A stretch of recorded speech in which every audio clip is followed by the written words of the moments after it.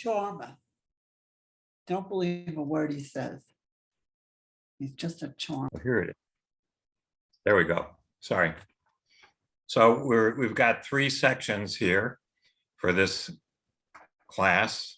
We're going to do a little section on meditation, another section on Jungian astrology, and then we're going to get to Stephen's question about, are there really these extra dimensions? Do we really need them? Who's kidding who? And that'll be the class. And what makes anybody think they're actually there? Yeah, yeah. So here we go. We're gonna start off. I found I thought a nice little YouTube video that's put it on the website. We've got quite a library. Yeah, now, so this is called, it's a TED Talk. All of these have had like 1 million views. The one down here in the corner that we're gonna try and do at some point has 15 million views.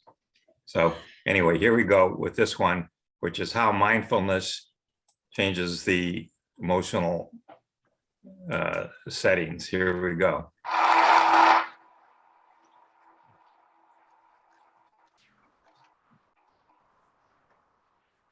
I'm a psychologist and a neuroscientist by training. When I first began my career, I began with a question. Why is it that some people are more vulnerable to life's slings and arrows and others more resilient? And that question is still central to all the work that we do. And we are particularly interested in how we can nudge people along this continuum to nourish and nurture the qualities that promote human flourishing.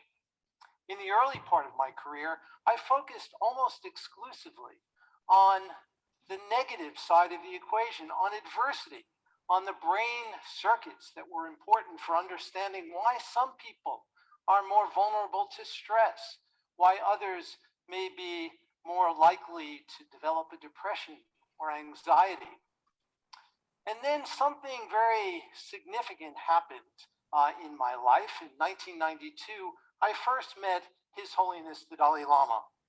And this picture of His Holiness was taken in Madison, Wisconsin. And he's visited us several times. And he was the chief inspiration in our turning toward the positive. And in that critical moment in 1992, he challenged me and he said, why can't you use the same tools of modern neuroscience to study kindness and to study compassion in addition to studying anxiety and fear and depression and stress? And I didn't have a very good answer for him on that day, other than that it's hard. But you know, when we first began to study kindness, when we first began to study anxiety and depression, that was hard too, and we've made some progress in that area. So the work that we and others have been doing is predicated on a critical insight in modern science, the insight concerning neuroplasticity. Our brains are constantly changing, constantly being shaped by the forces around us. But we have typically very little awareness of what those forces are. Our brains are changing wittingly or unwittingly. Most of the time it's unwittingly. Most of the time we're not aware, and we also have little control over those forces. And the invitation in the work that I'm sharing with you today is that we can actually take more responsibility for our own brains by transforming our minds. But first, let me share with you what some of the consequences of having our brains being shaped unwittingly are. And I'd like to focus on 4 challenges that have been critical in our society today. And these challenges are failures of well-being in very important ways. The first is distractibility. Research indicates that if we take people out and about in the world and we text them, and this has been done in a study that was published a number of years ago, very influential study with several thousand people. We text them and we ask them 3 questions. The first question is, What are you doing right now? And they check off from a list of activities. Second question, where is your mind right now? Is it focused on what you're doing, or is it focused elsewhere? And the third question is, at this very moment, how happy or unhappy are you? Here's what was found.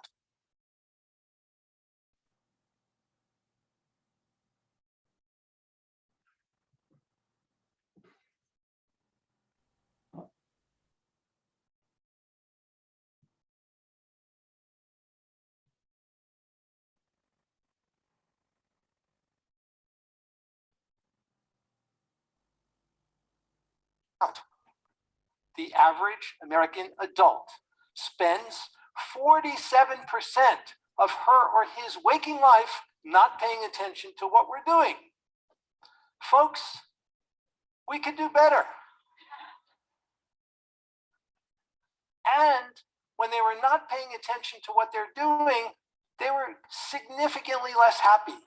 The scientific paper upon which this is based was titled, "A Wandering Mind is an Unhappy Mind." In addition, there is a huge increase in the incidence of attention deficit disorders in children in this country. This is a graph showing a trend over the last decade. There are many reasons for this increase, but some of them have to do with a genuine increase in distractibility. If we're all honest with ourselves, our nation is suffering not simply from a fiscal deficit, but from an attention deficit. We also are suffering from loneliness. Despite the fact that we're all so much more interconnected, 76% of middle-aged Americans report that they have moderate to high levels of loneliness. And this loneliness is not an ephemeral, subjective state. It also impacts our bodies, our physical health. Recent research shows that loneliness is actually a more significant predictor by more than a twofold magnitude of early mortality compared to obesity. So this exacts real tolls on our brains and our bodies. And again, research shows we can do better. Negative self-talk and depression, we all have a narrative in our mind that we carry around about who we are. And sometimes we have negative beliefs about ourselves, which can culminate in depression. And this turns out to be a very serious problem. Depression is on the rise. If you look at trends just over the last few years, what you see is a very large increase, particularly among women. Over the last 3 years alone, there's been a 33% increase in diagnoses of major depression in women. And this trend is occurring in teens as well. These are disturbing trends in kids ages 12 through 17, and the gender difference also is very, unfortunately, robust, where the incidence is much greater in females, and this trend is getting worse over time. And again, the evidence suggests that we can actually train our mind and harness the power of neuroplasticity to change these qualities in our mind. Suicide rates are very disturbing. During the Great Depression, there was a huge elevation, and those rates have come back down. And then since the year 2000, there has been, unfortunately, a steep rise in suicide rates. And again, this is not something restricted to adults. Our teens are showing more than doubling over the last 10 years in suicide, so that today in the United States, unfortunately, more than one teenager every single day is taking her or his own life. There also is a pervasive loss of meaning and purpose that people are reporting. And this loss is not simply, again, a subjective quality, but also exacts a toll on our health and other aspects of our well-being. Research shows that a lack of purpose predicts an early death. In a recent study, people who are in their 60s with a low sense of purpose had more than twice the likelihood of dying within 5 years compared to people who reported a high sense of purpose. So again, there are intimate connections between our psychological well-being and our systemic health. Each of these challenges affects the mind and the brain. We're not thriving, but the invitation is that we really could be. So we've developed a framework for understanding a healthy mind. And this framework includes 4 pillars. The first pillar is awareness. And awareness includes the capacity to focus our attention, to resist distraction. It also includes a quality that psychologists and neuroscientists call meta-awareness. Meta-awareness is knowing what our minds are doing. How many of you have ever had the experience of reading a book where you're reading each word on a page, and you read one page, you may read a second page, and after a few minutes, you have absolutely no idea what you've just read? That is an example of a lapse in meta-awareness. But the moment we recognize that we've been lost and come back, that is a moment of meta-awareness. And we have reason to believe that meta-awareness is crucial. Actually, it's necessary, we believe, for real transformation to occur. The second pillar of a healthy mind is connection. Connection refers to those qualities which nurture harmonious interpersonal relationships. Qualities like appreciation, like kindness, like compassion, having a positive outlook. And again, the research shows that it doesn't take much to start activating these latent qualities which can flourish and become stronger. The third pillar of a healthy mind is insight. And insight is about insight into the narrative that we all have about ourselves. At the very extreme end of the continuum, there are people who have a very negative narrative. They have negative self-beliefs, and they hold those beliefs to be a true description of who they are. That is a prescription for depression. And a healthy mind entails changing our relationship to this narrative.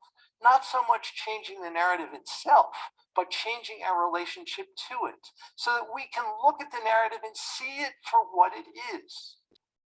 What is this narrative? It's a constellation of thoughts. And when we can see it as that, we can foster more room, more breathing room, and this leads to increased well-being. Finally, the last pillar of a healthy mind is purpose. And here we're talking about having a sense that our life is headed in a particular direction. And most importantly, it is about taking more and more of the activities in our lives as belonging to this sense of purpose.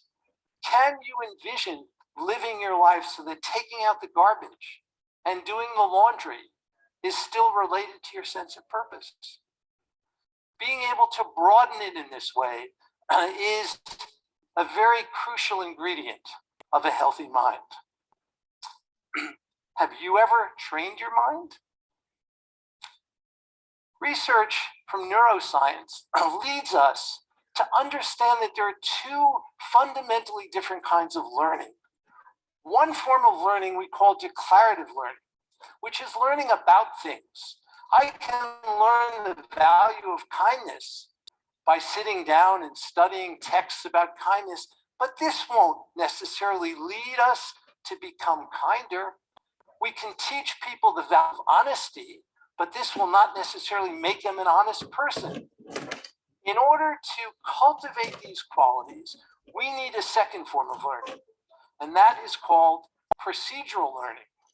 Neuroscience teaches us that these kinds of learning operate through totally different brain circuits. We need both to produce real transformation. The wiring in our brains is not fixed, it's adaptable, and we can harness the power of neuroplasticity to change our brain.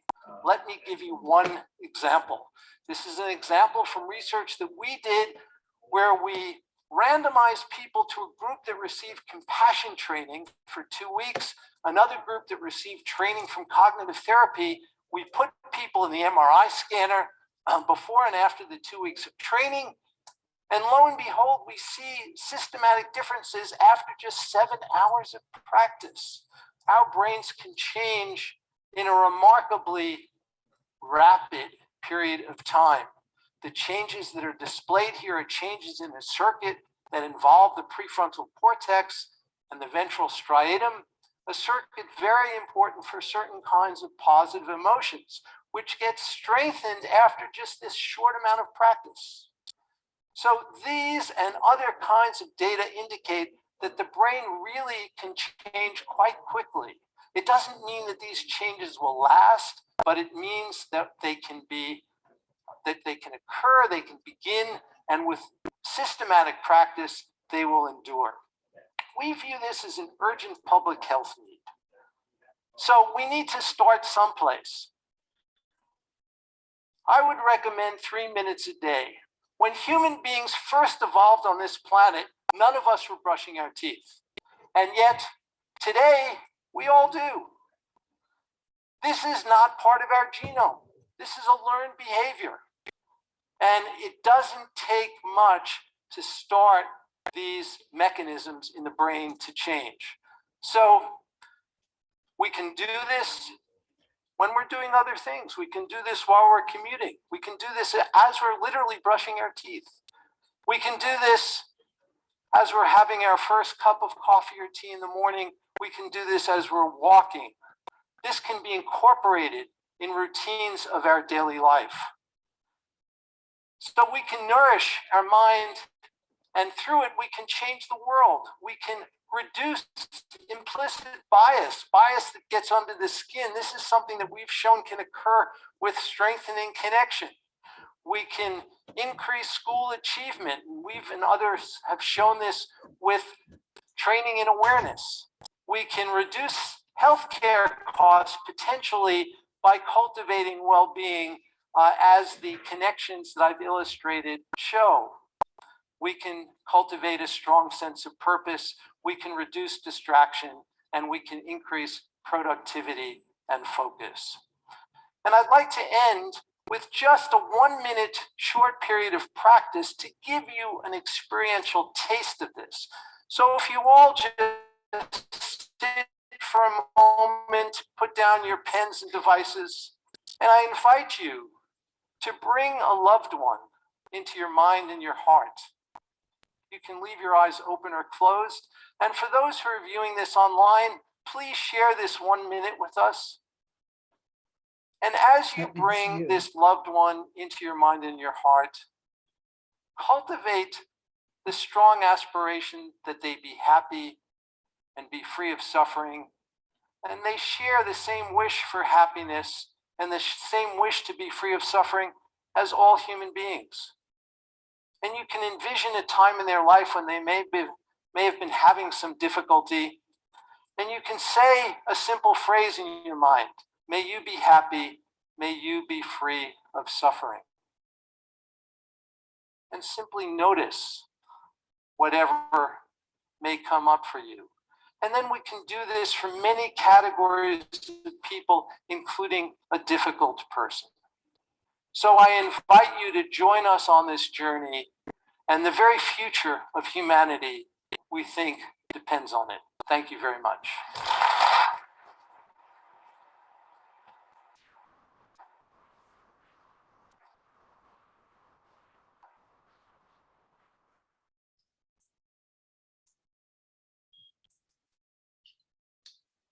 Okay, so there you have it. I thought that was a good introduction. We're going to go back to our book, Radically Happy. And I'm just going to go through in these different classes, just different sections of the book. So the very first section is There's no particular order. in that order. The looking for happiness conundrum, okay? And so the looking for a happiness conundrum, the first thing you come up with here is radical happiness is not found in situations and things. It isn't. You're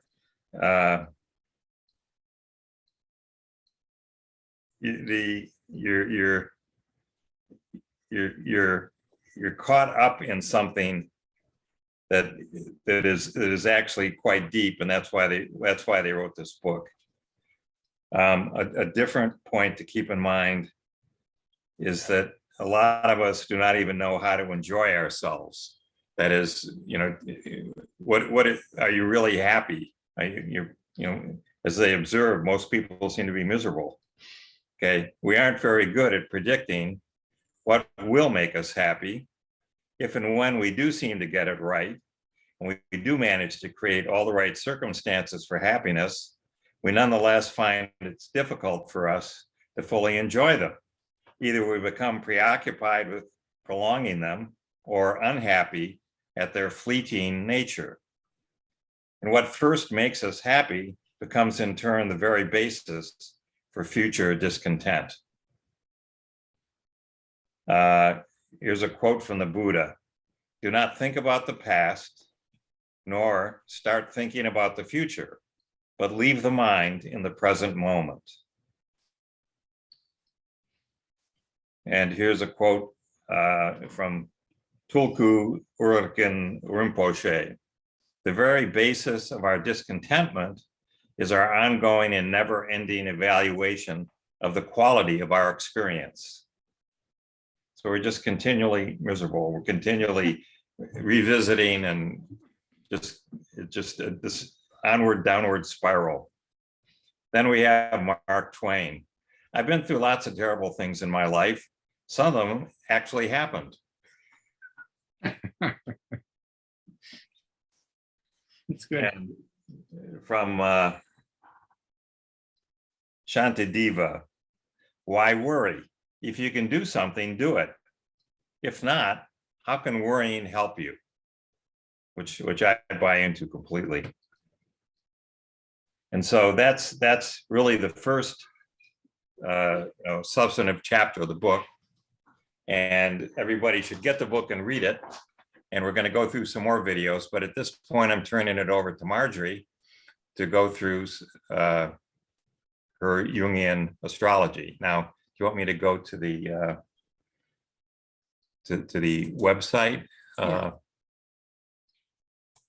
here? This one? Yes. Is that, Okay, so screen hold share? on. I'm just going to do a share screen here.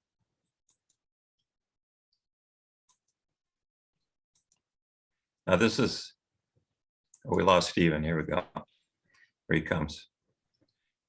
So now this is, I just want to point out to you, this is our website.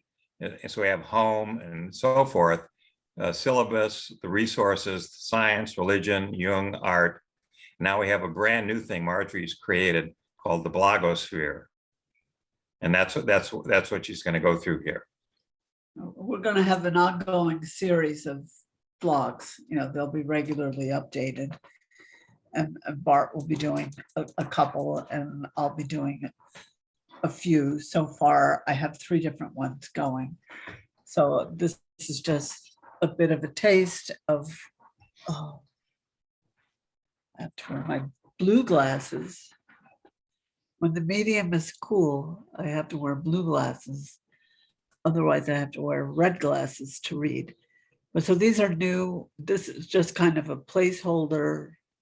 This section, you get a little taste, a little teaser, and then read more if you want to. So this one is just kind of a placeholder from something I wrote. It's a copy of something I wrote years ago in 2009.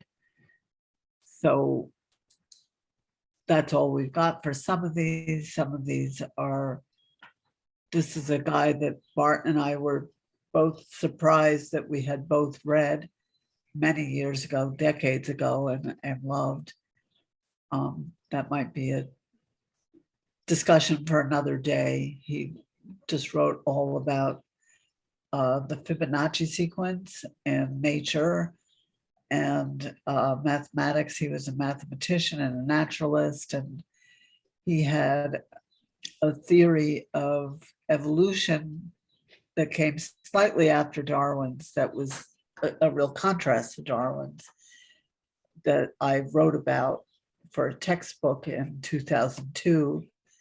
And that was one of the most enjoyable assignments I ever had, I have to say, doing the research and the writing for that. This is an old essay of mine that I dusted off on the astrology of relationships. That was one of the things I really enjoyed. It's extremely complicated to do relationship work with real astrology because you're looking at the two charts in their entirety. So that's 10 planets for each person. And how all, you need charts, you need a computer definitely, and you need charts to print out how the 10 planets are interacting together. But it's fascinating, I think. And this is the one that we're going to talk about tonight. Because we're following up with the discussion from a couple of weeks ago on the question of free will. So it may be ironic that I'm an astrologer and I'm saying I do believe we do have free will, not carte blanche, not absolutely free will. And I think there are real limitations, but I think we actually have more than we might like to think, because that gives us more responsibility. So even as an astrologer, I do believe there is a certain, path of least resistance, let's say, that is fated. So we're going to go into this section, which I just created. It's been a couple of weeks in the making. And so here's my little joke: when you see a fork in the road, take it. And that's from Yogi Berra Rinpoche. Yogi Berra really did say that. It was actually about the route to his house, which had a fork in it. But the actual situation was you could take either fork and it didn't make much difference. So that's why he said that. He meant you could take either one and you would still end up at his house. So anyway, this is what I want to say about, and I hope it engenders more discussion. I thought we had a really great discussion a couple of weeks ago.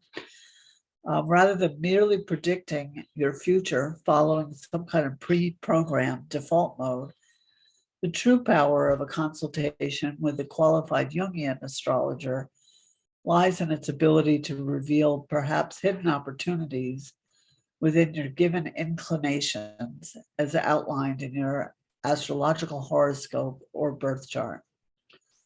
The snapshot of our planetary solar system against the backdrop of the constellations, or the so-called fixed stars, at your exact moment of birth is said to show your likely life patterns and personality dynamics. However, this kind of insight-based approach actually expands the scope of your free will, I would say, within your given probabilities, empowering you to become a more conscious co-creator of your own future. At least that's my intention. A horoscope does not show our future written in stone, and no responsible astrologer would ever claim that it does. What a horoscope does show, the tendencies and potentials of our inherent personality patterns. Those are there, for better and or for worse, as they are also likely to unfold in time, as represented by the cyclical movements of the planets. But these inclinations and likelihoods are not absolutely guaranteed, but neither can they be completely eliminated. The personality, like the body, is a vehicle for the soul, and it's not meant or able to be completely bypassed or transcended. We are not here on earth by accident or mistake. However, we do not have to slavishly follow our path of least resistance either. Finding the middle path can become a co-creative and ever-evolving dance. In other words, while we cannot control the prevailing winds, no matter how enlightened we may become, we can learn to set our sails, and we can learn to tack, potentially radically changing where we end up in life, especially inwardly, even given the outlines set forth in our horoscopes.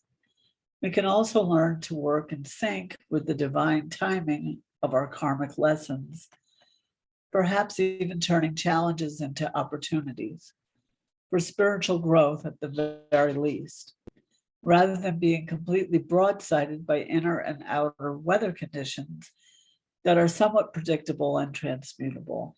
The root of divination is divine.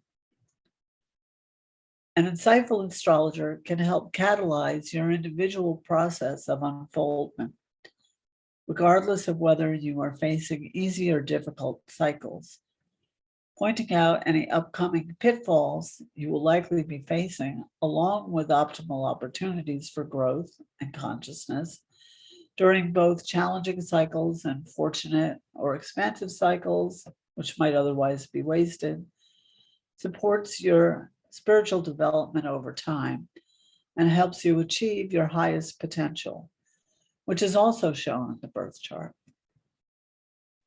Human life being what it is, we can often see, particularly with 2020 hindsight, that we tend to grow the most during or following our most intensely challenging experiences and relationships.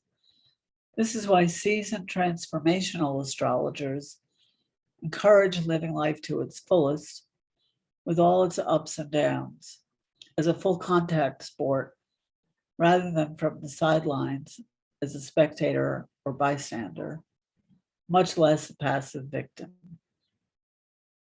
Here's a little quote. When the heart grieves for what it has lost, the spirit rejoices for what it has found. That's a Sufi proverb. Jungian astrologers believe that astrology works on C.G. Jung's principle of synchronicity, rather than just linear cause and effect. This means that celestial events are happening at the same time as human experiences on Earth in parallel, like gears moving within gears. The microcosm is thought to be unfolding within the macrocosm on respectively higher and lower levels, rather than planetary movements directly causing earthly events, in the same way that gravity causes an apple to fall to the ground. And so you'll get the link to this article, and this is a link. There's links in the article. This is a different website,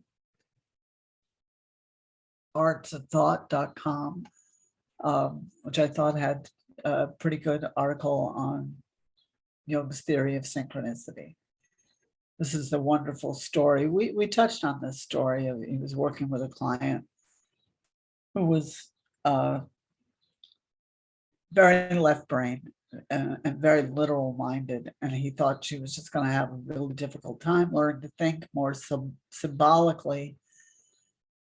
And as they were talking in one of their first introductory sessions, there was this sound of something hitting against the window screen. And she was talking about a scarab. And it turned out that that's what was knocking against the screen, was a scarab from outside, and not a usual one that you usually see in Switzerland. And it did help her open up to different realms. So there's a picture of him sometimes I'm just astonished to think that he was born in 1875. And I had completely forgotten that he died as early as 1962. Because I always wondered if he knew about the work of the people who wrote Hamlet's Mill, and that was published after he died, so he didn't. So as I'm saying, things work like in levels of the microcosm and the macrocosm and inside each other, like gears. And whenever I think of that, I think of this image of Kepler's, actually. These are, he felt the Platonic solids could be associated with the planetary orbits, and those could be thought of as spheres within one another. And that's also a concept in Kabbalah, that when you look at the tree of life, that's just from one perspective, that's a side view. If you looked at it from overhead, you would see the circles within circles, or the spheres within spheres. So I love this image. So as above, so below is another way of saying that. There are correspondences between the multiple levels of the holographic universe we live in, which Jungian astrology describes in symbolic language as the archetypal themes at work over a lifetime, as well as the more immediate forces in evidence in shorter periods of time. But a symbolic language is not a simplistic equation of this equals that. By definition, a symbol has many possible meanings, and astrological symbols have many possible interpretations and expressions in real life terms. This is where some degree of free will is thought to lie, in our ability to shift the specific expressions of the energies involved, particularly from a less conscious level of expression to a more conscious level, by working at it. The principal way of working at it is through taking up serious spiritual studies and practices, and learning to make more conscious decisions in situations where we actually may have more choice than we may realize on our own. Along these lines, each planet has a distinct column of possibilities. Mars, for example, whether in an individual, little typo there, an individual or national or a corporation's horoscope, or transit or progression chart, does not necessarily have to signify war, violence, anger, aggression, or competition, although it may. However, Mars can also represent action, drive, ambition, hard work, effort, and willpower. To some extent, to quite a large degree, actually, within our work and discipline, we can choose the level of expression of the martial energy within its given range of possibilities. What we cannot choose is to turn Mars energy into Venus energy or Saturn energy. We can't change columns.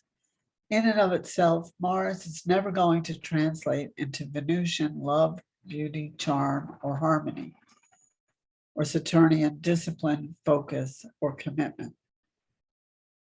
One of the highest expressions of Saturnian energy is wisdom, but that is usually achieved through hard-earned experience, another Saturn concept, and not conferred automatically.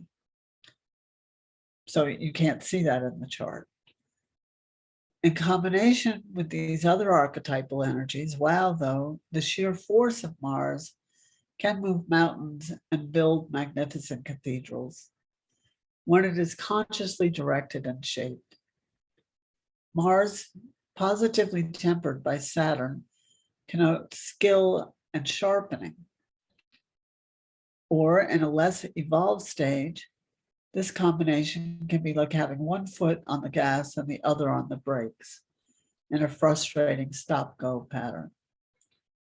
When the two energies are working together intelligently, on the other hand, it is said to result in gradual, guided, and controlled progress. So you click here to see some sample keywords associated with, for example, Mars, Venus, and Saturn from my instructional workbook to be shared in upcoming classes to see what it means to have columns of possibilities for these thematically arranged real-life planetary expressions. You can also begin to see the commonalities among planet signs and houses and how they correspond to one another. With the north node, north and south nodes of the moon, we work with 12 planetary energies associated with, or quote, ruling, quote, 12 signs and 12 houses. So they are not 36 random factors, but 3 sets of 12 interrelated factors to learn and commit to memory to start building your fluency in this eloquent symbolic language. So here are some sample pages from the booklet. This is what I mean by the columns of possibilities. So for Mars, all of these keywords, it's not exhaustive, it's just a sample list, relate to Mars. So what I believe, what I was taught and what I observe is that we have some latitude within these possibilities. Having a strong Mars can make you a warrior, whether with words or ideas or literally. It can make you a police officer. It can also just make you assertive. So there's possibilities within that column, within these possibilities. Mars corresponds to or rules Aries, so they're very similar. There's some overlap in the qualities associated with each, and they both correspond with the first house, which has, similarly overlapping symbolism, which you can go back to on your own time. And a lot of these concepts are considered to be opposite of Venusian qualities. And Venus rules Taurus, and also, by the way, Libra, which is another, I didn't include that. It's another whole story. But here, as opposed to sex or violence, Venus rules love, beauty, romance, women, whereas Mars tends to rule men, or masculine energy. And with Taurus, we see a lot of similar principles.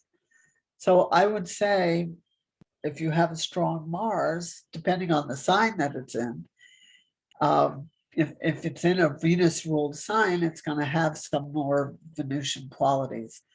But the default mode is that it's going to be very different energy at your fingertips from the qualities of Venus.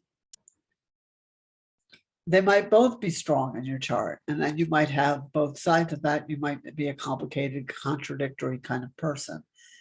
But just for simplicity's sake, let's say you have a strong Mars and not a strong Venus, you're probably going to be less of a people pleaser and more assertive than the average person with a strong Venus or strong Taurus energy.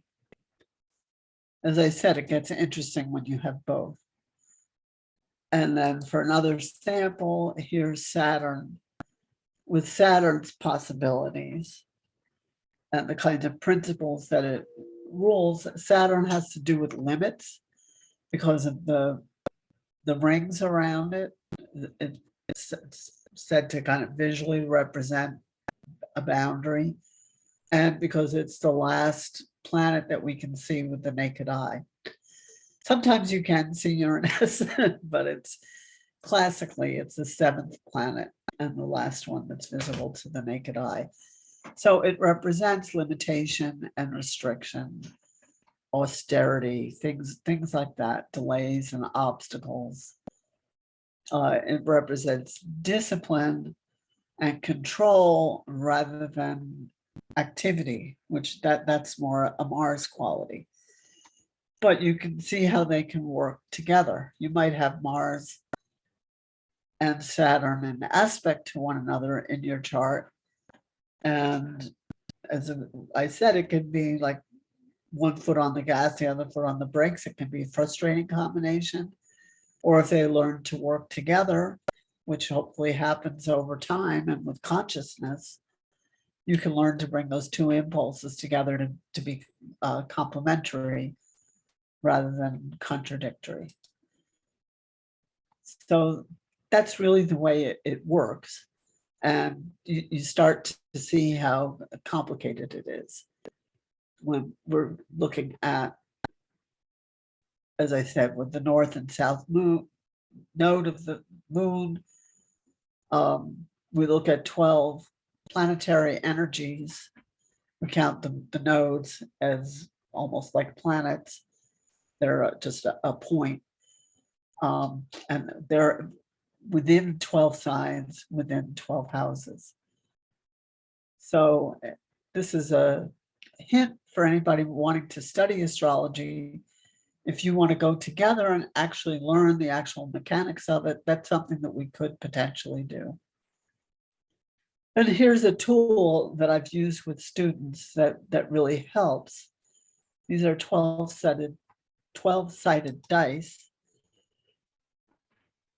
which have the planets on one die, the signs on another, and the houses on a third.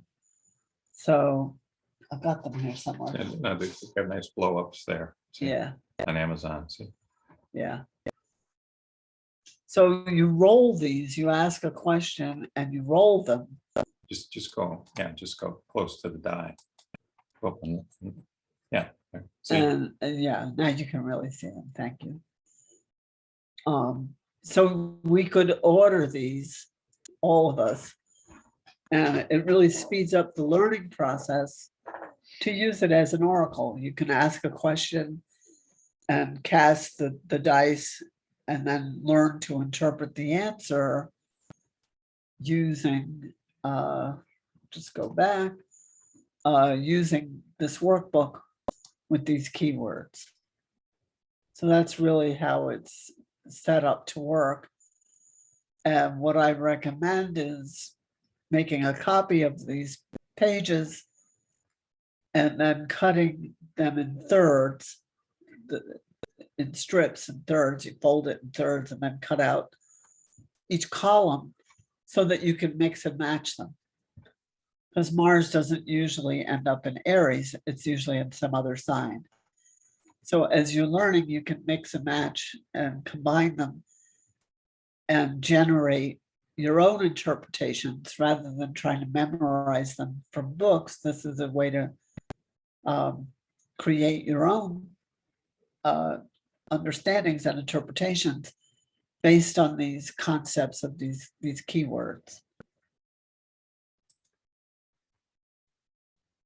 So that's a possibility if people want to go deeper into it.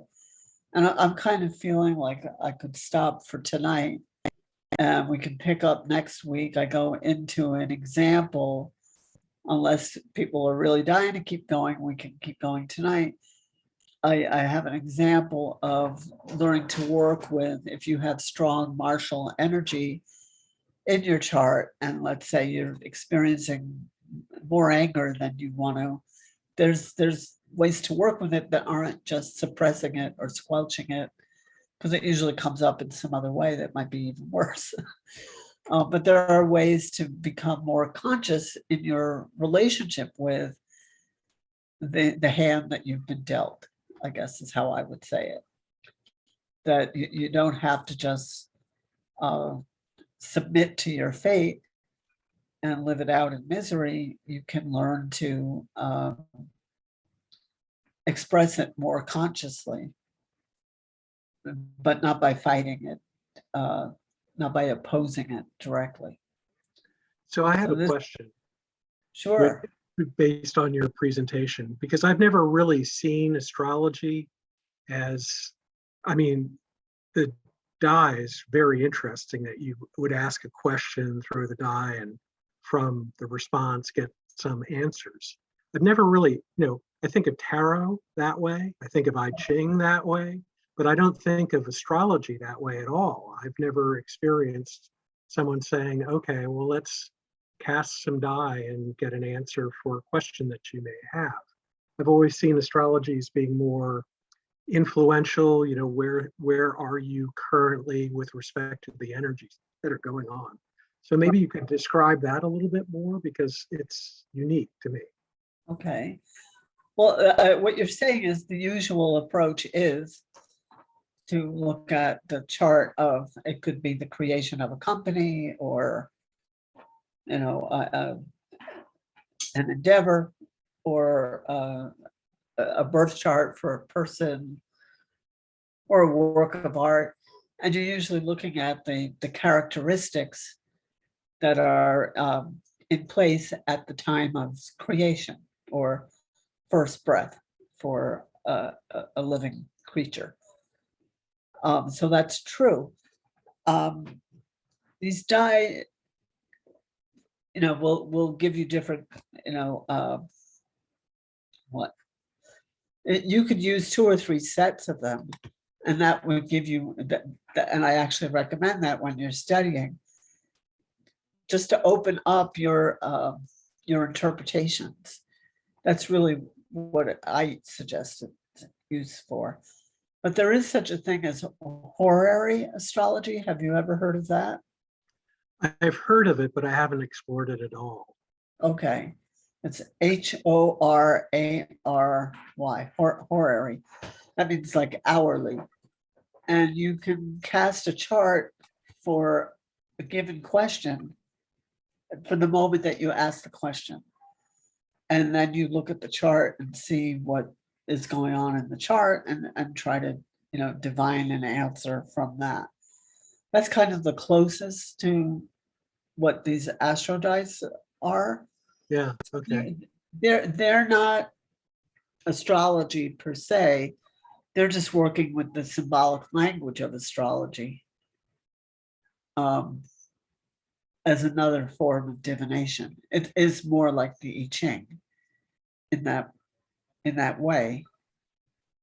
It's not. It doesn't have anything to do with the actual planets and stars in the sky. Right. I just found that really interesting, and thank you for the explanation. Okay. Marjorie, I have a question for you. This is related to you're talking about, first breath. So I just had this image in my mind of this woman who is about to give birth. And there are many situations where typically for medical reasons, the birth is either induced or delayed. So given that situation, if a chart for the newborn baby were taken for, okay, well, if he's born today, this is the chart. If he's born the day after tomorrow, that's the chart. Let's wait till the day after tomorrow because it's a much better chart. Does that make any sense to you? Yes, I could imagine somebody doing that. That is called electional astrology. And, I consider it cheating. But, I'm sure there are people who would do that kind of thing. My feeling about, like, say, cesarean, a lot of people have, the question about, well, does it count if it's artificial? There are some people who feel it's not good to do that because it does interfere with the time. I say the first breath is still the first breath. And the moment that it actually occurs is the moment that it actually occurs. So any other possibilities are just other possibilities. In normal circumstances, the fetus actually triggers the labor process. They release hormones that create the reaction in the mother to have the contractions to induce the birth. That doesn't usually happen until the fetus releases the proper hormones. So it's felt that it's actually determined by the fetus, not by the mother or the doctor. But yeah, there are more and more artificial births now, and some people feel that that's problematic. Hindu astrologers actually work with the moment of conception, and Hindu people feel that they are very genuinely aware of it, that the woman can feel the conception, and they try to plan for it. The Hindu couples work in that way. That's called electional astrology. They try to cheat the event and to have a child with the qualities that they are looking for. So there are people who think a lot about that kind of thing. In a totally different vein, if you look on the web, you'll find that it appears all of the Apollo moon missions, all the manned missions, that the launch dates were all determined through astrology. They were not accidental. I thought that they were determined based upon the revolution, the relationship of the planets and all of that. That's in there too, but you have different times when you can launch, and the one that they picked was the one that was most favorable astrologically. That's all true. They would tend to go together. I think they also really try to work with the gravitational pull of the moon, don't they, to get kind of a slingshot? So the slingshot is when you launch from Cape Canaveral, you end up launching to the east, and you do that because the Earth is spinning to the west. So you pick up 1,000 miles an hour right there doing that. That's the slingshot. Okay. I thought they also tried to loop around the moon and then. Well, they do that too, but Okay. that's just just a loop. Okay. On a different level, if to whatever degree it is, quote, all meant to be, based upon whether you think it's astrological things or whatever else might be at play, there wouldn't be an ability to really cheat, because it would all end up with the results that are going to happen, anyway. Right. Ultimately, whatever happens is whatever happens. So it doesn't really matter. It's still synchronicity. It's still, when it's, when the synchronicity is right for it, when everything in the universe is aligned, which I think we can see the tip of the iceberg of that in a horoscope. But that's because I believe that there's a lot more unity to the universe than we normally think of in the West, anyway. We really like to think of ourselves as being completely free spirits. And as I said, I think I'm unusual. My second teacher didn't consider herself Jungian at all. She liked Jung. She was familiar with his work, but she felt it was almost redundant or another layer that wasn't really necessary. But she was very much a transformational astrologer. And so that may sound like a contradiction in terms, but she felt, our job is to see what the tendencies are, what the patterns are, and then learn to work with those spiritually and creatively. And she was a Quaker and a Sufi at the same time, and has managed to combine that for many years. We're pretty close on Facebook these days. I asked her if she'd like to talk to us at some point, and she was interested, but her husband was just going in for heart surgery at the time that I was asking her. But he did very well. She was also a painter, an abstract expressionist painter, and he was a intellectual property attorney in New York, and I gather that's how they met. And I think through, I might have also been through, I think they were part of the same Quaker community, and I do believe he now practices the Sufi practices with her as well. So I've always had a kind of bias toward Sufi mysticism as well as Kabbalah.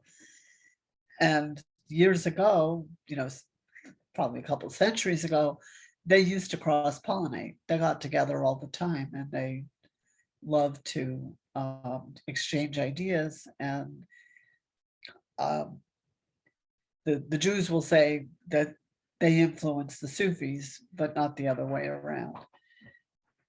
But the Sufis say it was mutual. So that's my understanding, that it was a mutual influence. But a lot of similar concepts mystically, and a similar sense of the unity. So it's a complicated question. Where is the unity? Where is the predestination?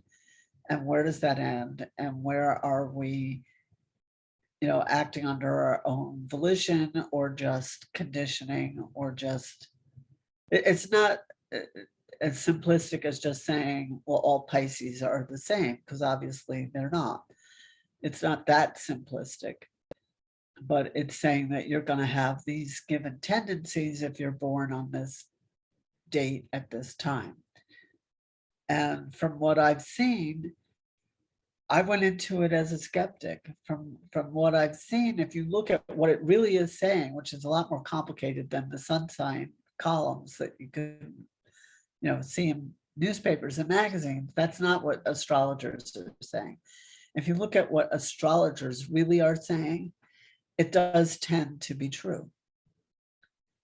But I never saw the point, like I was never particularly interested in the statistical work going on. I was familiar with it. I knew about it. There were times when I, took a required class in it, and, was familiar with particularly Gokul and his work. But I didn't think that it was going to tell anybody anything that they didn't already know. It's just looking at the very grossest features of the horoscope. It's very, it's very crude. The real art of interpretation is a lot more subtle and complex. And I think that's where you get insights that might actually be helpful. And that's the idea. I don't need to tell people what they already know. Hopefully I'm telling them something that they might suspect, or what I say is it should ring true to you. It may be something that you're kind of afraid to think, you might feel it's too inflated or too good to be true to really think it through all the way, but it should have a familiar ring. It should be the kind of thing that you have thought about. It should be validating. It shouldn't be, something completely off and new. But hopefully it gives people, this would be what part 2 would be, creative ways of working with the tendencies so that you can reframe it and approach it in a different way with more consciousness and thinking creatively to have at least a better relationship with what's going to happen. And some transits are devastating, frankly. Pluto to your moon, that's the farthest planet that we work with, that we know of. And the moon is considered to be even more personal than the sun, because it's moving more quickly and it's our emotional makeup. So Pluto to your moon, it's very slow because Pluto moves so slowly. You know, it's in a playing relationship for 5 years and then a separating relationship for another 5 years. So it's 10 years. It's an incredibly long, slow cycle. And everybody born around the same time has Pluto in the same place. So it's very generational too. But the symbolism is going to be different for different people. Not everybody's going to resonate to the same possibilities in that column. Some people get almost every single possibility. Some people just get one or two in their conscious experience. But so that's what I'm saying is I do believe as we work on our consciousness, sometimes I think there's a boomerang effect with that, or a payback that the more conscious you become, in a way, the higher the dues are that you're expected to pay karmically. That's one of my questions. I don't have a definite answer, but it's something that I'm inclined to think. But not everybody who has the same aspect in their birth chart or the same aspect by transit is going to have the same experience of it. There's still room for individuality, but it's going to be within those possibilities. You know, for example, I had a client once who was a twin, and she was a Taurus, and she was convinced that she had all the positive traits of Taurus, but her sister had all the negative traits of Taurus. And that was just, you know, what she chose to believe about it. But so, I mean, it was kind of sophisticated that she thought that they could have different traits and, you know, different qualities, but she knew that they were both Taurus. But she said, she's all about the money. That's all she cares about. I don't care about money. You know, I care about art, and, you know, so those are different possibilities for Taurus. And she's right about that. But I just doubted that her sister had all the negative qualities and she had all the positive qualities. But it could be that way, you know, if that makes sense. So I'm kind of trying to give people a taste so you can decide if you want to go further, if it's worth it to you. I studied for a year being completely agnostic. And I wasn't convinced after a year. I was just convinced that it was interesting enough to keep going. And I studied it for 3 years before I was convinced, really, that there was something to it. Marjorie, just in terms of, you're talking about all of the positive or negative Taurus features. There are those that would think having all of the money inclination is a very positive thing compared to the artsy inclination, and there are clearly those that think the opposite. Right. The question for me is about value judgments. Is it just descriptive of you know, of people's inclinations, or is it pardon me, is it making judgments about it? Right. Well, you know, Jung would say wherever there's a judgment, there's a projection. So that tends to be my thinking. So wherever you're judging people, whether it's yourself or somebody else, there's probably a projection behind it, for better or for worse. There's really never a reason to be judging. Maybe I fool myself, but I try to have discernment, but maybe I'm fooling myself that there's really any difference there. But, you know, I see things as healthy or unhealthy, rather than just strictly good or bad or good or evil. I feel like those judgments are mostly too big for me to make, I guess. The past 10 years, I've seen some real evil that was indisputable, and it wasn't doing anybody any good, you know. But that's kind of extreme. I think for the most part, we're living in more of a gray area, thankfully.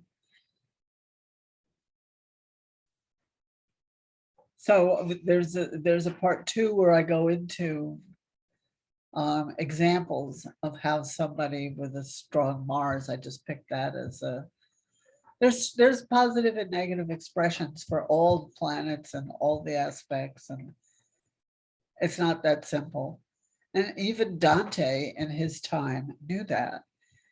In his time, the thinking was that Jupiter was the greater benefic and Venus is the lesser benefic. And Mars was the lesser malefic and Saturn was the greater malefic. But he said in his writings that either one could go either way. Too much Jupiter isn't a good thing. That could be obesity or it's growth. So it could be completely unchecked growth. And it is actually an indicator for cancer, Jupiter.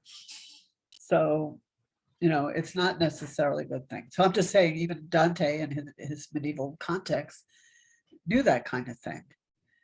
So there were always people who were more sophisticated and thinking more subtly. But one of the ideals would be the two together. Jupiter in general rules expansion and growth, which are generally considered to be positive things, particularly in the West. And Saturn, as I said, is constriction and control. But together you get slow, steady growth. You know, so that's something to look for in a business chart, for example, because unchecked growth can be terrible for a business too. They might not be able to keep up with it. You know, so you'd rather see some Saturn in there with the Jupiter. And then the Jupiter can help open up Saturn, which can tend to get stuck and be too cautious and too strict, whereas the two together are said to be a really good combination. So there's different schools of thought, there's different approaches, there's a lot of room for interpretation. But as I said, Saturn's never going to be Jupiter, and Jupiter's never going to be Mars, and Mars is never going to be Venus. There might be some overlap, but I don't think our free will is in that direction. I think our free will is in how we choose to express each one within its columns. But we have to kind of stay in those columns. Okay. So think about how far you want to go. And we can do part 2 of this discussion next week. And I was going to talk either next week or the following week about Mercury retrograde, which people hear about. And there's ways you can learn to work with that to your advantage too. And that's something that affects everybody at the same time. Not in the same way, because it depends on your individual chart, but it's something that we could, the next one is coming up in September. So if we did a little preparation now, we could look at it together at the time and see what's happening for everybody and how we feel, whether there's anything to it or nothing to it. Okay. So, And now for something completely different. yeah, we're going to go back to Stephen's question of we seem to have 3 spatial dimensions, and there's 1 temporal dimension. And why in the world would we ever need more than these 4 dimensions? So just to start with, if we had more dimensions, we could have more energy in these other dimensions, and energy would be measured, for example, by vibrations. This is what I believe people call the music of the spheres, that this energy resonates. Ron Cowan, ended up doing a lot of observations in these realms, and he would end up stopping for example, a subquark of some sort or an electron, because he said they were just incredibly noisy. They were vibrating at incredible speeds. The electron has actually, if you actually look at the electron, it might be moving along a particular path, but it's actually jittering around that path. And if you look at the jittering that occurs around it, the electron is running around that path at the speed of light. And the Heisenberg called this Zitterbewegung, or jitter motion. So there's all kinds of vibrations or activities that are happening, and not simply our dimensions, but potentially higher dimensions. You end up with things, for example, suppose I have empty space. Is there any energy in empty space? Or to put it differently, is there any gravity in empty space? If I had gravity, there'd be energy. Well, what Einstein said was that if you have space that's curved, as long as it's curved, that generates gravity. And so empty space can generate energy. Crazy as it sounds. And that's consistent with what Ron Cowan observed, where he saw that empty space actually not only had energy, but it had the compartments of space had these information blocks in them, and the walls of the space compartments that were constantly scanning what was going on around them. So the scans by themselves generate energies, and so it goes. So now let's go back to why we're saying this, okay? They've now realized, after 500 years of what would be called modern science, that they've only been studying 5% of the universe, and the remaining 95% is there, and it's called dark. So 27% is dark matter and 68% is dark energy. So the dark energy is felt to be what is causing the universe to expand. All of the observations we've seen over the last 100 years show that everything is racing away from everything else. This is the so-called Hubble redshift, shifting to the red part of the spectrum. And that this dark energy is what doing it. Well, the dark energy, if it's 68%, that's 13 times all the matter energy that we have here around us. So where in the world is all this dark energy? And where is this dark matter? It appears to be around us, but the argument is that we need more dimensions to have these things tacked away. And the interesting thing to me is that the matter and the dark matter only interact by gravity, or by this so-called weak force, which is a type of radioactivity. That's where we get radioactive half-life from. But the dark matter has no electrons, so there's no electromagnetism, there's no strong force there. It's much more quiet, is how Ron Cowan observed it. The dark matter is much more quiet or quiescent. So let's go back and try and look at some physics. Einstein showed that energy is proportional to mass. We remember this equation, E equals mc squared. However, there was another physicist, Max Planck, who observed that energy is proportional to the frequency, to the vibrational frequency of whatever it is we're dealing with. And so energy is actually proportional to frequency and mass is proportional to energy. So mass is proportional to frequency is what we get out of this. And what it appears is that in the space subspace that we're familiar with 3 dimensions for space and 1 for time, we have matter around us and it's vibrating.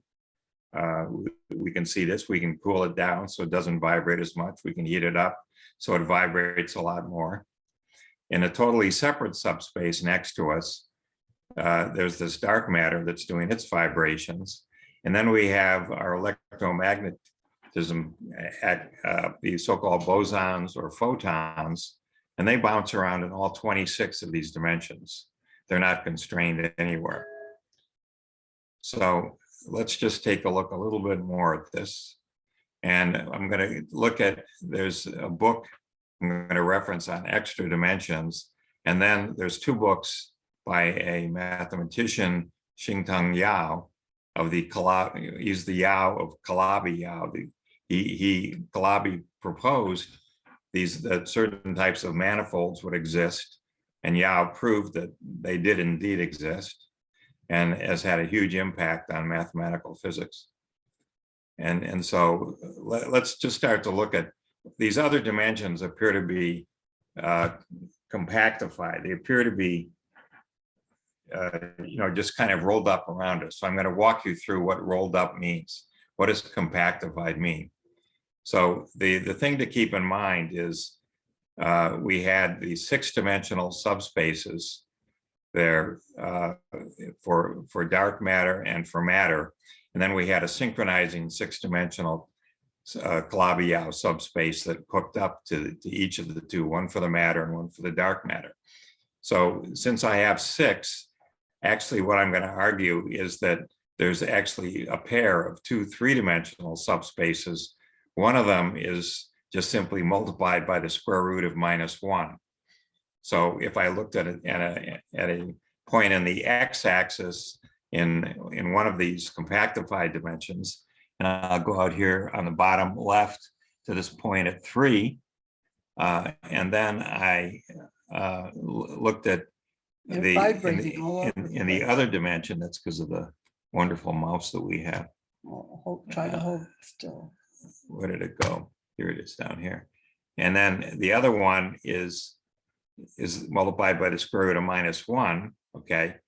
So we have these two different things, but they're actually going to be one single complex dimension. So how are we going to explain that? Let's take a look at, on the right, we have a picture here showing a sphere of radius 5. And so if we looked at a point on the sphere, say at 5, real part is 5 and the imaginary part is 0, then we multiplied 5 by the square root of -1, then that's the same as just taking us up here 90 degrees. It gets rotated 90 degrees up here, and this is 5 times the square root of -1. If I multiplied it by square root of -1 again, it takes us around here, down here to -5. So that's a separate point. If I did it one more time, it takes me down here to -5 times the square root of -1, and a fourth time it takes me up to here. So every time I multiply by the square root of -1 is the same as rotating something by 90 degrees. In this, it looks 2-dimensional, but it's actually one complex plane, one complex dimension, if you will. So let's start with that. Let's keep this in mind, and let's go over here. Now here's our x-axis going down the center of this tube. The x-axis going down the center of this tube, but the tube has wrapped around it this complex dimension, which I've unrolled here, and it shows up as a flat plane. So this flat plane here is actually 2 more real dimensions, or one complex dimension that's wrapped around the dimension x that we see around us. And similarly, we do that for y and z, and that gives us 9 spatial dimensions, one for x with the compactified dimension wrapped around it, one for y, one for z, and then we have time. And so if we simply looked at this, if we had our axis projected here on the right, it looks to us just like a single axis, but if we stared at it real hard, we'd see this other thing is wrapped around it, is compactified or wrapped around it. And this is the argument why we can't see these things. Now, what goes with this is, remember that there are holes in these compactified spaces. So the matter subspace, which was 6 real dimensions, actually has 3 holes in it.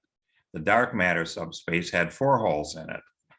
And the synchronizing space of 6 dimensions had 8 holes in it. You should have our diagrams up there. And Well, I'm just trying to motivate the holes. The holes But it can, would make more sense.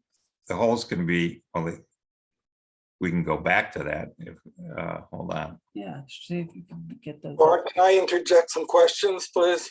Yeah, go ahead.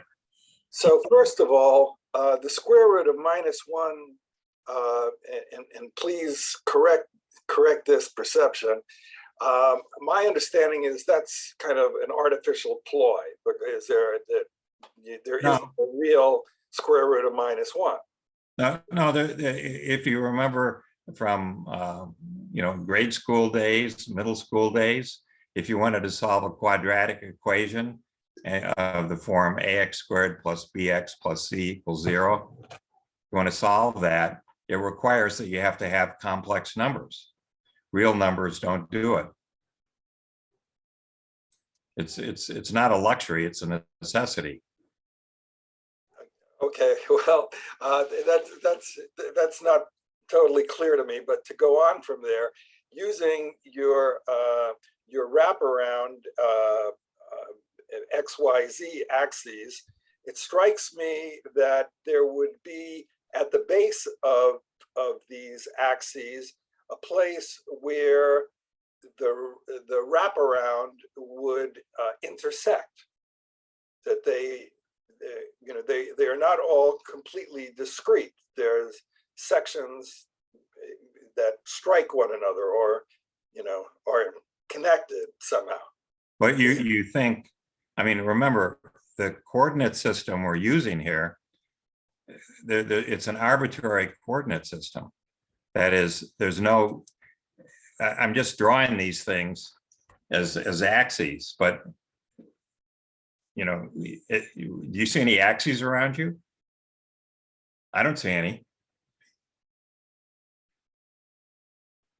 You're on mute, Steve. You're on mute. Yeah, no, I'm just trying to, in the most fundamental way I'm able to, try to utilize whatever knowledge I have thus far, gathered to make it, work with what you're saying. So it's just hearing. There's one thing just hearing what you're saying, and it's another thing being able to absorb it as something like, oh, I get that. I'm hearing it, but it doesn't jive with any concepts I've already been able to integrate. No, that's a good point. I'm just trying to answer your question by going backwards. That do I really need these extra dimensions? Well, I have all this energy all around me, and we've only been dealing with 5% of it for 500 years, and the rest of it must be somewhere. And so I'm going to postulate that it's in these extra dimensions. Okay, I'm just going to, where did it go? And it could be all around us, but it's in these other dimensions, and I'm not there. I'm not in those other dimensions. So starting from that, and then starting from these ideas that mass and frequency are proportional to one another.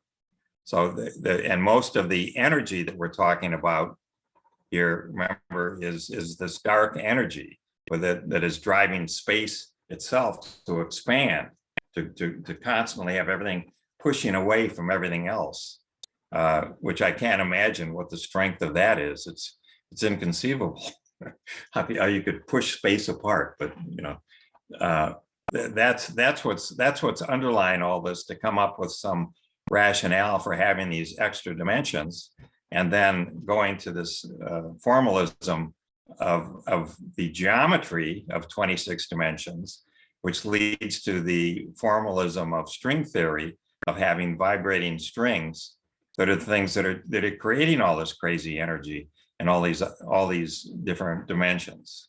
That's the basic logic for where this stuff came up.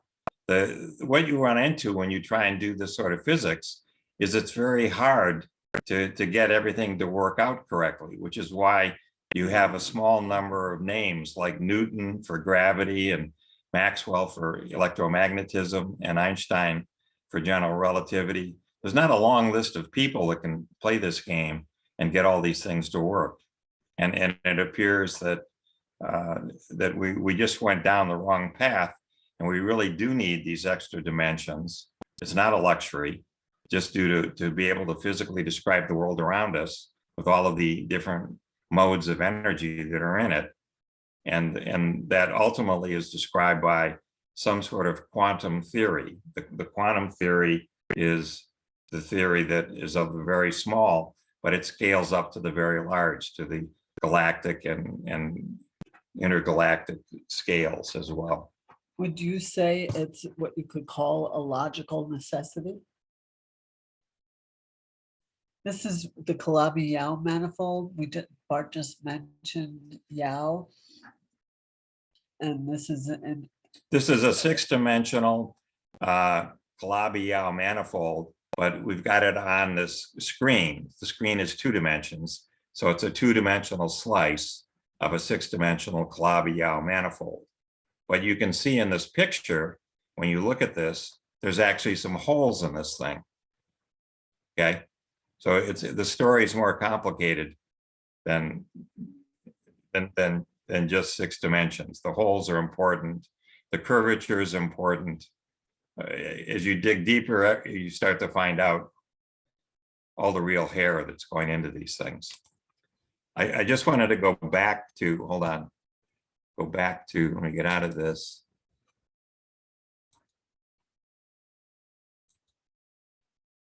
Go back to my little talk I put together here.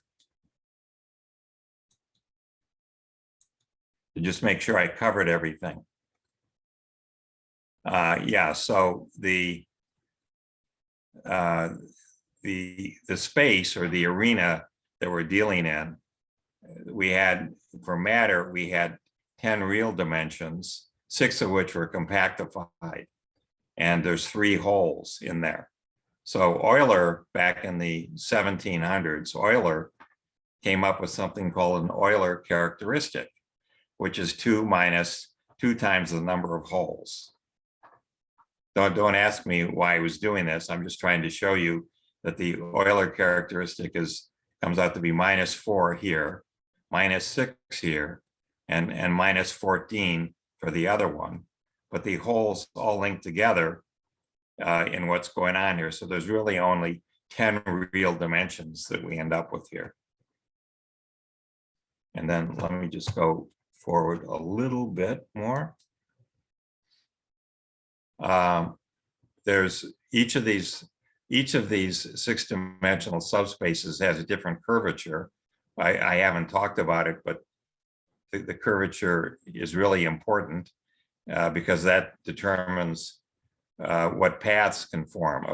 A particularly interesting path is the shortest path between 2 points, and the curvature determines what the shortest path is between 2 points.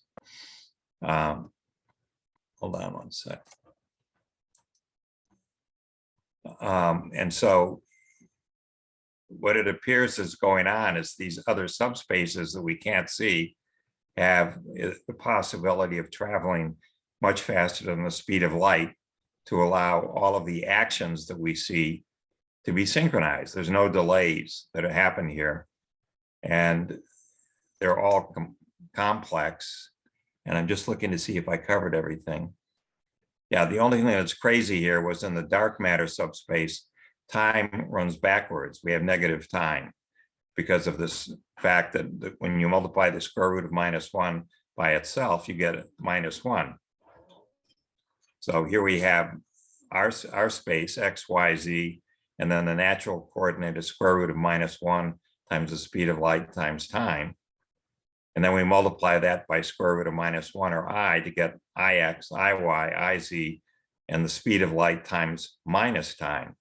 So for this dark matter or shadow matter, that is what Ron called it, Ron Cowan, time is actually running backwards. And I have no idea why that's the case.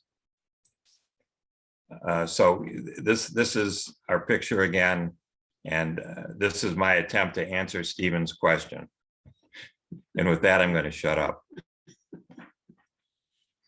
Bart, I've got a few more questions just to try to gain, some semblance of clarity about this.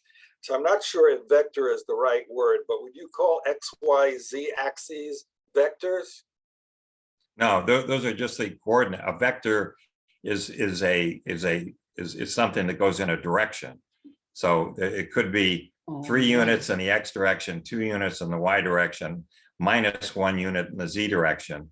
So the vector has those. I look at the end of the vector, okay, with respect to what I just said. Well, I was thinking of it just in terms of thinking of length, width, and depth.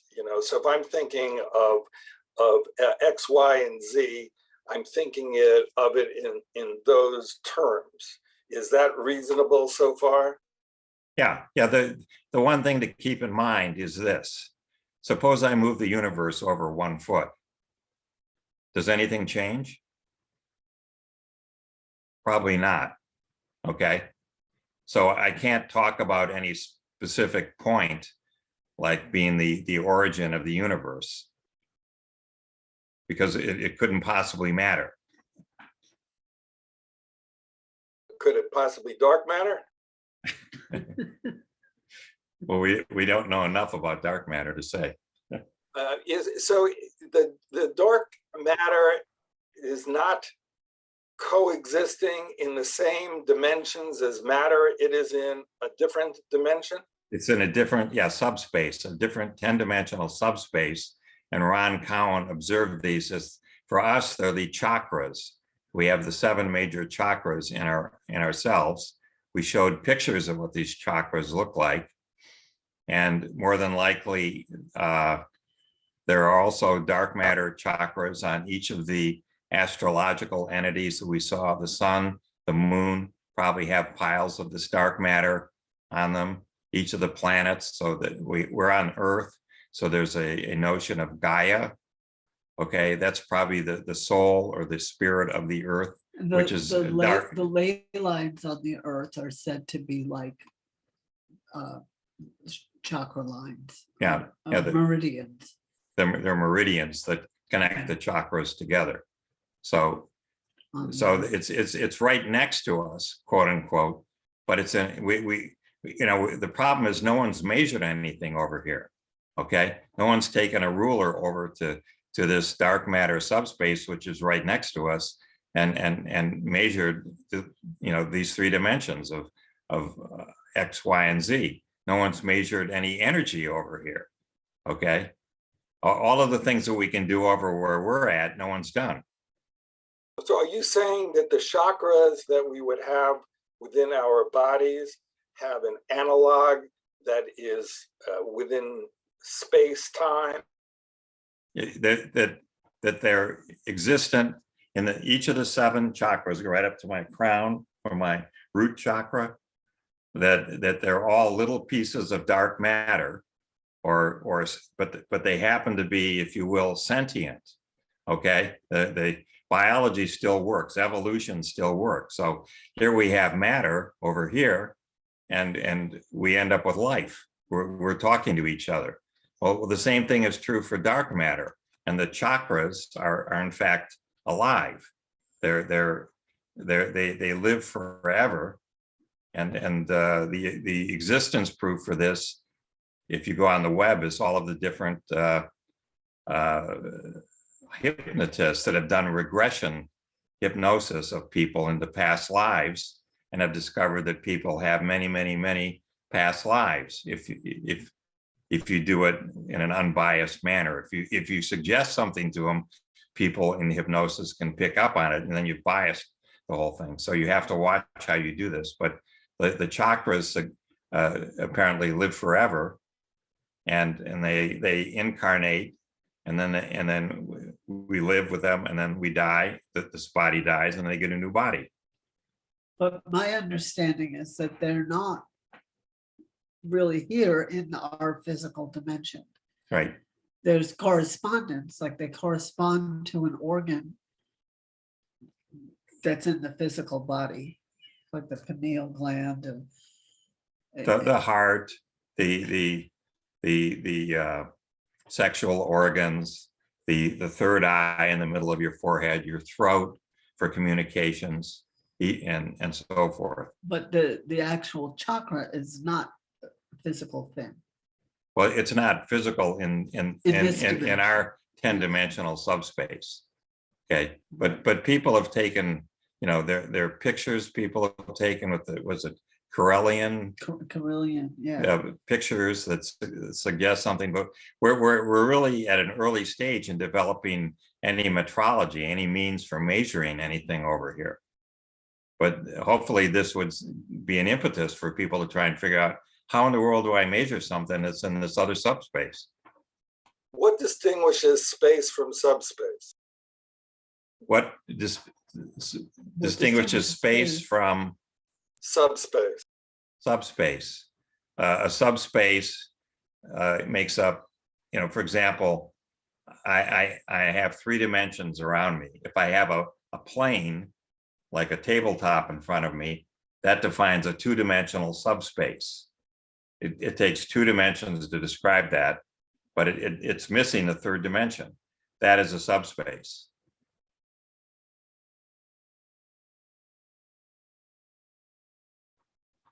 Okay, so having 3 dimensions, that is a complete space. Having less than 3 dimensions is a subspace.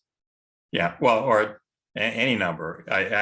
Here we have 26 dimensions.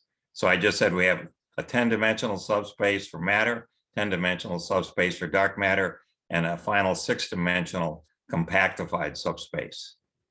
That gives me 26 dimensions. So our 3 dimensions are a subspace of that 26-dimensional Right. space. But the description was that they are a subspace, but as you said it, Marjorie, it seems like our 3 dimensions are a subspace. Yeah, your 3 dimensions are a subspace of the 4 dimensions of space and time. Okay, and they're a subspace of the 10 dimensions that we need for matter. And they're a subspace of the 26 real dimensions that we need. Whenever the number is lower, it's a subset of the larger number. For a 3-dimensional subspace, I only need 3 numbers to specify any point in that subspace. But it's actually has 23 more numbers because it's in a 26-dimensional space. So I'm not looking at the other 26, at the other 23 numbers. I'm only looking at 3 of them. I think it's good to study this diagram and the Calabi-Yau manifold and just kind of meditate on it, really. Well, Do we have it here? No, I don't think we have. We have to It's go in back that to the other screen. But Yeah. you can go to the website or what we'll send out and just sort of contemplate the shape of the Calabi-Yau manifold. If you that's a link. If you go to the one on the web that this links to, it's an animation. They have it moving, it's spinning and rotating. watch. Here it goes. And this is a different one. But you get kind of more of a sense. They're trying to create the illusion of these additional dimensions in just 2 dimensions. Now, for whatever it's worth, just so you have some fun, there's probably a little under 10,000 Calabi-Yau manifolds. but there's only a very few of them that have the characteristics that I just showed you, meaning 3 holes, 4 holes, 8 holes, and having the curvature that goes with it. And those are the ones that probably would be the greatest interest to engineers and physicists and mathematicians and chemists. So, But these are real things that people have been working on for decades. yeah, Bart's not just making it up. yeah, but it's, you know, I'm just trying to motivate why it's plausible that we need these higher dimensions, more dimensions. There's just too much energy out there, and we're in the, how do we describe it? And showing how those Calabi-Yau manifolds vibrate, move around, you know, gives you an idea of space itself is doing some amazing things. Forget having matter in it. This is just the space itself that's going, vibrating all over. I think space is far more mysterious than we ever imagined. Well, Do you have some good images of what Einstein was talking about? well, Curvatures? Einstein showed the curvature side of things, but that's what I wanted to get across was if you have a curved space with no matter in it, that has energy in it. And energy, as Einstein said, is equivalent to matter. Right. E Well, equals it's- MC squared. So what's going on? There's no matter there. I would say matter is it's more slowly vibrating energy. Well, it is, but where is it? Right. Because all you've got is an empty curved space, but the curvature by itself generates the energy. And you start to see how many different ways, or this is why it was called the music of the spheres, is that in all of these dimensions, you have these vibrations occurring. And you know, from listening to Ron Cowan talk about this, it was beautiful. And wherever there's a planet, it's bending the space around it. Right. It's as if it's sitting on this membrane, you know, like a pool cover. And the big beach ball on the pool cover, it's bending the pool cover into the pool in this like a cone shape around the beach ball. That's really what the planets are doing to the space around them.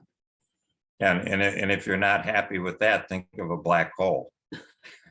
And so it appears that every one of these galaxies in its core has a black hole. Our galaxy, the Milky Way galaxy, has a black hole that is 4 billion solar masses. So our sun is 1 solar mass. So it has the mass of 4 billion of our sun. And having said that, it's a hole. Like, where does it go? You know, it's not matter. It's something else entirely. So, but it's curving space like crazy. You better believe it. Isn't matter really an illusion? Well, it's what we incarnate as. That's our bodies are what we have. It does E equal MC squared? Is that theoretically apply to dark matter and dark energy? No, since no one's ever done experiments to measure energy and mass of dark matter, no one knows. Then how would you possibly go and say that the universe is only 5% matter if you can't? I mean, how do you quantify the rest? Well, the way you come up with this is twofold. You look at other galaxies, okay, and you see them. They appear, many of them, to be spinning or rotating around a common core. And so you take a look and you say, well, it looks to me like there's 10 million or 100 million stars there, and they each have, you know, the mass of our sun. So if they're spinning like that, what does that mean? And you can conclude that it's got to fly apart. There's no way it's going to hold together. The only way it could possibly hold together is if there's more matter there than you can account for. And that matter is attracting all of these stars so they can't go flying away out of this spinning galaxy. So that was the first indication people came up with. The second indication was when Hubble looked at how far away these stars are, and realized that he could get a Doppler shift out of them. If they were coming toward us, the light would be shifted toward the blue end of the spectrum. If they're going away from us, it would be the light would be stretched out. It would be to the red end of the spectrum, and everything he saw, everything was stretched out to the red end of the spectrum. Every galaxy was running away from every other galaxy. Okay. Well, what's causing that? That's a totally separate thing from what I just said about looking at the galaxies spinning and holding together. That's why that was called dark energy. And people did some simple calculations on that, and they concluded that that had to be 68% of the universe, and to have enough mass in the galaxies that we had to have 27% of it be this dark matter, and only 5% of it be matter. That's where these things came from. And all those calculations are roughly 100 years old. And the gravitational force applies to dark matter as well as matter. Yes, yeah, dark matter attracts to matter, and dark matter attracts to dark matter. Well, when there is an assessment that this particular star is 100 light years away, that's presuming we're dealing with three-dimensional space, correct? Yeah, yeah. Now, if we're dealing with a multi, like 26 or however many dimensions there are, then that three-dimensional equation might be of no practical use because there might be a real shortcut getting there. Well, that's something else, but you raise a good point. There's a whole new field called gravitational astronomy, okay, where people use gravitation. They don't use simply 3 dimensions, they use the 4 dimensions of space and time. And then they look at how things are jiggling, how the different stars are jiggling out there.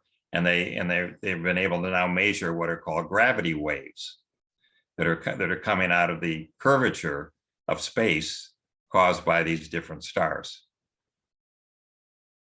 And, for example, if you have a nova, a gigantic explosion, that really warps space and time. And that's what they've been able to measure. Is they've seen a number of novas now, and they've seen a burst of gravitons, which are the quantum versions of gravity waves.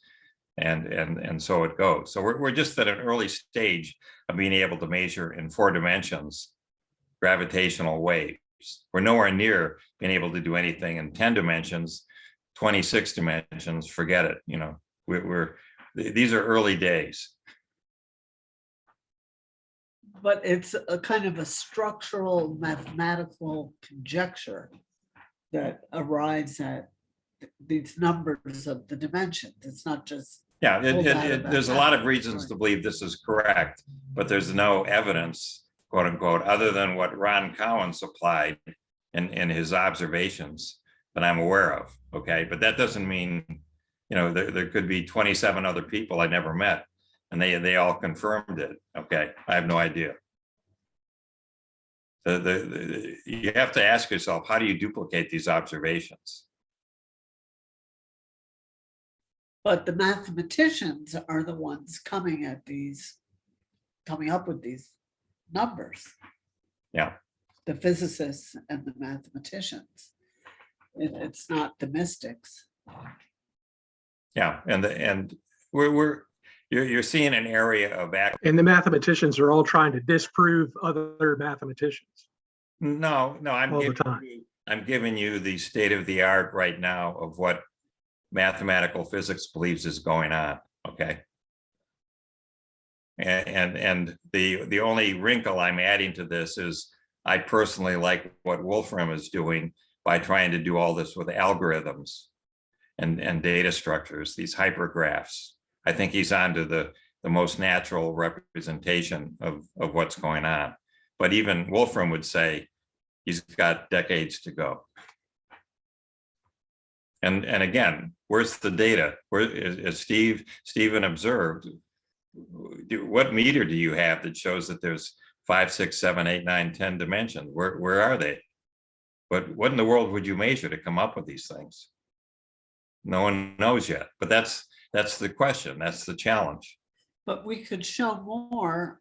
I think we could do another class that shows like the footprints in the sand that point to it being that. Yeah. There's logical reasons. Yeah. No, this is not. It's It's like if this is so, then this must be Yeah. so, then this must be so. Yeah.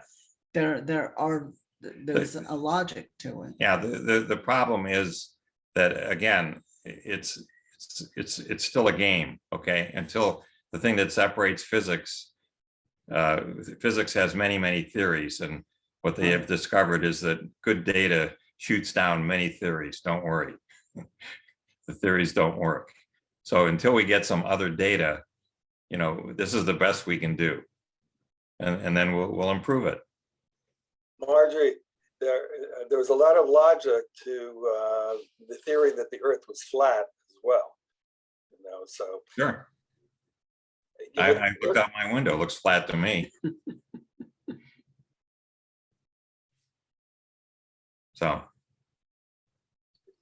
There was a story that never goes away for me in terms of trying to conceptualize the universe, and that was this theory that how these little ships from Spain could cross the ocean, and there would be this whole large indigenous population, and there would be these relatively few sailors, and they would be able to take over these a whole large areas, despite how few of them there were compared to the indigenous population.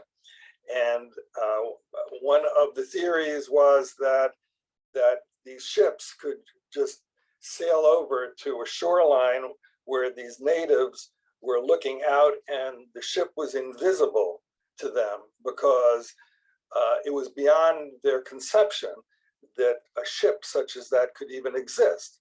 And since they couldn't conceptualize that it exists, therefore they didn't see it, so that it had a stealth quality to it. Right. And it occurs to me that with that similar kind of reasoning, we can't conceptualize these additional dimensions, and therefore it's hard to see them, to believe that they exist, even if they were literally right in our faces.